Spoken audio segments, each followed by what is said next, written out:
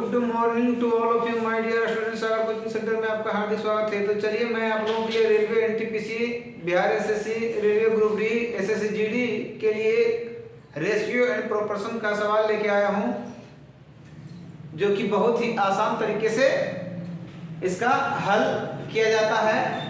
तो देखिए सवाल है, ए के पास सी से 5 गुना रुपया है, परंतु बी से 50 रुपया अधिक है। परंतु बी से 50 रुपया अधिक है, बी से 50 रुपया अधिक है। यदि कुल राशि 6550 रुपया हो तो बी का हिस्सा क्या होगा? देखिए ए बी सी, सबसे पहले रेशियो ए के पास सी से, अगर सी के पास एक्स है, इसके पास हो जाएगा 5x, है नहीं? परंतु बी से 50 रुपया अधिक। ए के पास जो है 5x ना है, बी से 50 रुपया अधिक है, यानी कि 5x में 50 अगर कम कर देंगे तो बी का वैल्यू आ जाएगा।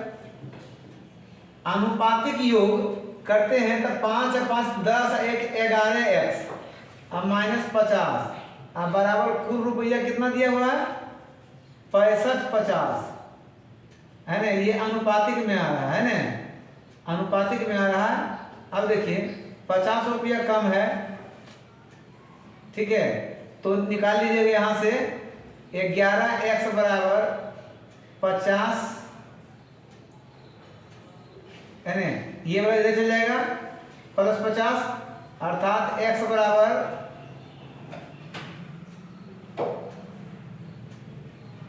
0, 5 5 10 की 0 बकिया 1, 5 1 6 6 66 अब बटे 11 11 6 66, अर्थात 600 रुपया आ गया। x का वैल्यू 600। तो b का हिस्सा पूछ रहा है, b का हिस्सा है 5x -50, तो यहाँ 5 गुना 600 -50, अर्थात 6 बचे 3000 में 50 घटाइएगा तो आ जाएगा 2950 रुपया। 2950 रुपया बी का हिस्सा आ गया। यही पूछ रहा है बी का हिस्सा, तो ऑप्शन नंबर कितना हो गया? सी, ऑप्शन नंबर सी। नेक्स्ट सवाल कहता है, रमेश ने कुल मुर्गे 60 रुपये प्रति मुर्गे की दर से बेचा तथा उसकी 4 गुना कबूतर 30 रुपये प्रति कबूतर की दर से बेचा। इस प्रकार उसे 1620 रुपये प्राप्त होता है। तो कितनी कबूतर बेचा? अच्छा, के फॉर कबूतर, एम फॉर मुर्गा।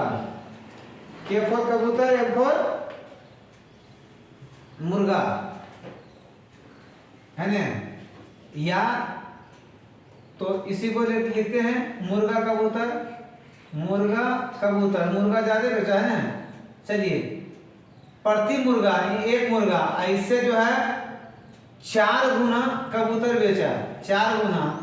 तो ये जो संख्या में है, संख्या में रेशियो क्या आ जाएगा? संख्या में रेशियो 1 मुर्गा तो 4 कबूतर, 1 मुर्गा तो 4 कबूतर। अब इसका आय आ जाएगा कितना? आय का रेशियो निकालेंगे। 60 प्रति मुर्गे की दर से बेचा तथा 4 गुना कबूतर बेचा। प्रति मुर्गा माने 1 मुर्गा, इसलिए एक संख्या में एक मुर्गा का आय, 1 मुर्गा बेचने पर आय कितना होगा? 1 गुना 60 रुपया।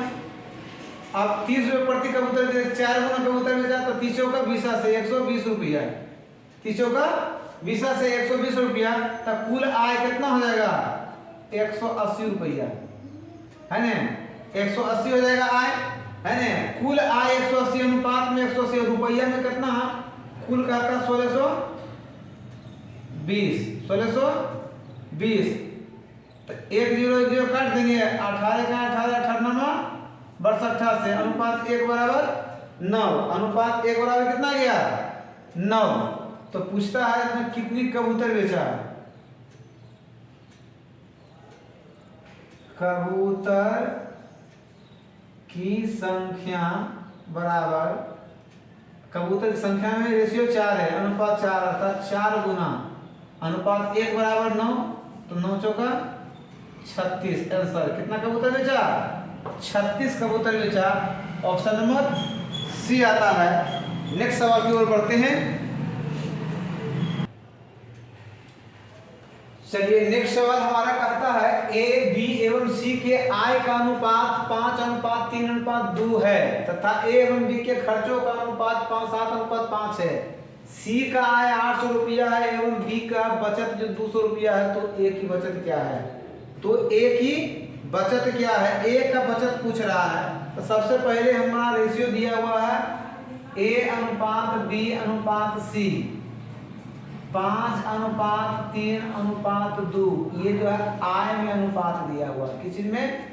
आय में अनुपात दिया हुआ है 5:3:2। ठीक है। अब देखिए क्वेश्चन में कहता सी का आय, सी का आय 800, तो ई आय का दिया हुआ अनुपात 2 बराबर 800 काटेंगे अनुपात 1 बराबर 2 चौका 800 है ना, 400 रुपया हो गया। तब ए का आय कितना होगा? अनुपात 1 बराबर 400 तो अनुपात 500 का 20 2000 रुपया। बी का आय कितना हो जाएगा? 4×3 1200 रुपया है। कुल का आय हमें प्राप्त हो गया। अब यहाँ दिया हुआ तक A/B, A/B दिया हुआ 7:5। ये खर्च का रेशियो दिया हुआ। किसका दिया हुआ है? खर्च का रेशियो दिया हुआ है ना। ये खर्च का रेशियो दिया हुआ है 7:5 में, तो अनुपात 7:5 है ना। अब देखिए बी का जो है खर्च निकालेंगे, बी का खर्च है ना, बी का खर्च निकालेंगे।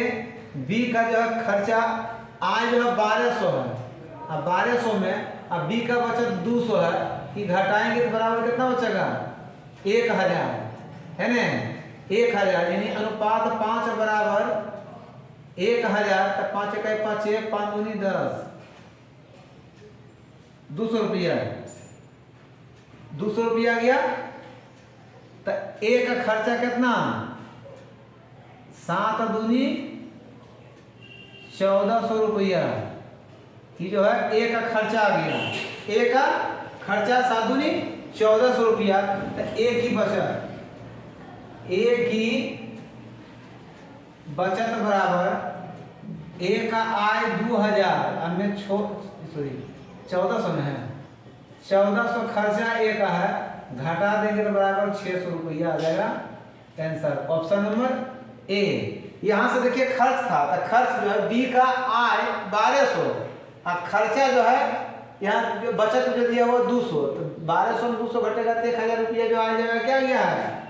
ये आ गया है खर्चा आ गया। तब अनुपात 5 बराबर 1000, इसलिए अनुपात 1 बराबर 200 रुपया आ जाता है। तो अनुपात जो है एक है, इसमें निकालेंगे 7 दूनी 1400, तो आय माइनस खर्च बराबर बचत, ए की बचत आ गया। नेक्स्ट सवाल करता है एक पार्टी में एकत्रित महिलाएं लेडीज अनुपात जेंट्स महिला अनुपात जेंट्स 3:2 है। कहता है जब 15 पुरुषों को और शामिल कर लिया जाता है ना, और थोड़ा इसको नीचे लिखते हैं, 3:2 है। कहता है जब 15 पुरुष को और शामिल कर लिया जाता है अनुपात उलट जाता है, यानी कि 2:3 हो जाता है ना। तो शामिल करते हैं किसको? पुरुष को। तो महिला में कोई चेंजिंग नहीं होना चाहिए, तो इसमें 2 से गुना कर दीजिए और इसमें 3 से गुना कर दिए, 3 दूनी 6 हो जाएगा, 2 दूनी 4, ई रेशियो खत्म हो जाएगा। एकरा में 3 दूनी 6 और 3 3 9, ई रेशियो खत्म हो जाएगा है ना, ये खत्म हो जाएगा।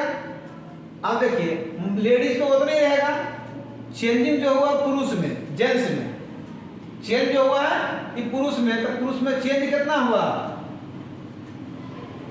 अंतर जो हो रहा है कितना का? 9 में से 4 जाएगा 5, अनुपात 5 का अंतर हो रहा है ना। और संख्या में कितना? 15 बढ़ाते हैं, यानी कि अनुपात में 5 को बढ़ोतरी हो रहा है, तो संख्या में 15 को बढ़ रहा है, इसलिए काटेंगे तो एक बार में है ना, 5 × 5 5 दिया 15, यानी अनुपात 1 बराबर 3 आ गया। यानी कि अनुपात 1 बराबर कितना आ गया? 3 आ गया। तो पूछता है लेडीज की संख्या, लेडीज की संख्या बराबर, लेडीज कितना है?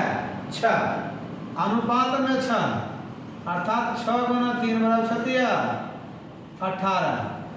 आंसर 6 18 हमारा answer option number B.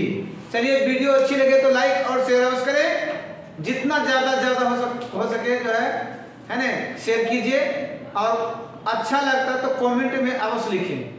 Thank you, धन्यवाद।